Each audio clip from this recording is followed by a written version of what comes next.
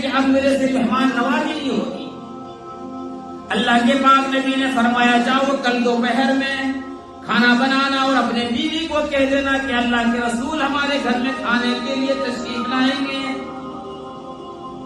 اللہ کے رسول گھر میں تشریف لائیں گے۔ میرے دوستو، اللہ کے رسول اس کے دن اگلے دن کھانے کے لیے تشریف لے گئے اور فرمایا کہ جب میں کھانے سے فارغ ہو جاؤں گا، وہ صحابی کو اللہ کے رسول نے کہا تو اپنی گھر والی کو میری بیٹی کو یہ کہنا کہ اللہ کے رسول کو رخصت کرنے کے لیے دروازے تک آئے۔ میرے دوستو، اللہ کے رسول جب کھانا کھا کر فارغ ہوا اور اللہ کے رسول جب کھا کر گھر سے جانے لگے، وہ عورت آتی ہے اور اللہ کے رسول سے سلام کرتی ہے، برکت لینے چاہتی ہے۔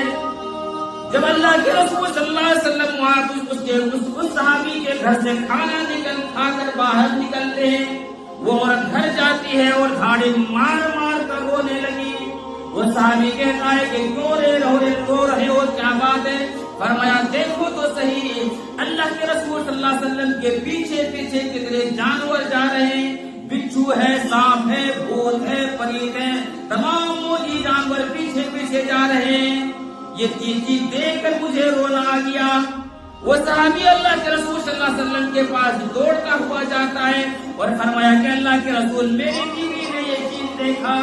اللہ کے رسول نے فرمایا کھانا کھانا مقصد نہیں تھا، کھلانے والا اللہ، پلانے والا اللہ، دینے والا اللہ، میٹھی نیند سلانے والا اللہ، روتے کو ہنساتے ہوئے اللہ، اولاد دینے والا اللہ۔ یہب لمن یشاء اناثا ویہب لمن یشاء الذکور او یزوجہم ذکرانا واناثا ویجعل من یشاء عقیما۔ اللہ تبارک و تعالی ہی اولاد دیتا ہے، اللہ جس کو چاہتا ہے لڑکا دیتا ہے، جسے چاہتا ہے اللہ لڑکی دیتا ہے، اللہ جس پر کرم کرتا ہے لڑکا لڑکی دونوں دے دیتا ہے۔ او یزوجہم ذکرانا واناثا ویجعل من یشاء عقیما۔ اللہ قرآن میں کہتا ہے اگر میں نہ چاہوں پوری دنیا کے اندر جہاں جہاں تمہارا دل چاہے اپنے سر کو ٹیک لے، طرح طرح کی ماتھا کو کیا کہ منت مانگ لے، اگر میں نہ دوں او یجعلہ من یشاء عقیما، اللہ کہتا ہے جسے میں چاہتا ہوں اس کو باندھ رکھ دیتا ہوں۔ پوری دنیا تم کہیں چکر لگاؤ، اس کو اولاد ہو ہی نہیں سکتا جب تک یہ اولاد نہ دے۔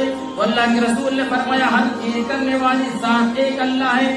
فرمایا مجھے دعوت کھانا مقصد نہیں تھا بلکہ تمہاری بیوی کو سمجھانا مقصد تھا۔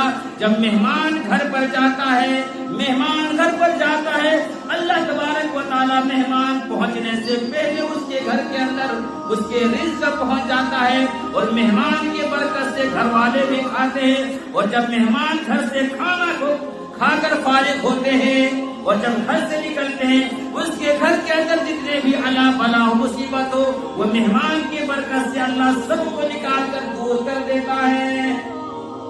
میرے دوستو، یہ ہے مہمان